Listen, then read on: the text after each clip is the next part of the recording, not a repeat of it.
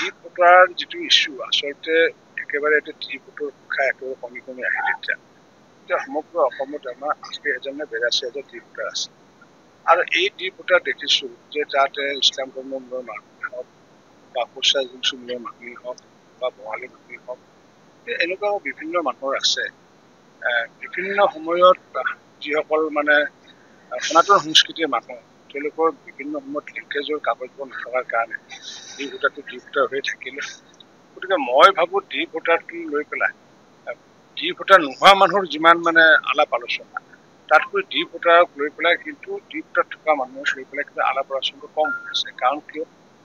বৰপেটাৰ সৰভোগ সমষ্টিৰ বিধায়ক থাকোঁতে চাগে ময়ে প্ৰথমগৰাকী অসমৰ বিধায়ক হম যে সৰভোগ সমষ্টিৰ গোটেইখিনি ডি ভোটাৰৰ মাটি আমি সভা কৰিছিলোঁ আজিলৈ মই ২০১১ চনৰ পৰা যেতিয়া ১৬ চনলৈ বিধায়ক আছিলোঁ প্ৰথমবাৰৰ কাৰণে তেনেকুৱাকৈ আমি সভা কৰিছিলোঁ আৰু ৩খন সভা কৰিছিলোঁ ৩টা মণ্ডলত যিমান ডি ভোটাৰ আছে সেই ডি ভোটাৰসকলক আমি আইন সাহায্য দিয়াৰ কাৰণে আমি কৰিছিলোঁ আৰু ডি ভোটাৰ যিহেতু তেওঁলোকক ১০ বছৰৰ কাৰণেহে বাৰণ কৰা হৈছিলে গতিকে ১০ বছৰৰ কাৰণে বাৰণ কৰা হৈছিলে যে তেওঁলোকক ডাউটফুল ভোটাৰ বুলি কিন্তু তেওঁলোকক বিদেশী নাগৰিক বুলি কোনো ধৰণৰ তেওঁলোকক কথা কোৱা নাছিলে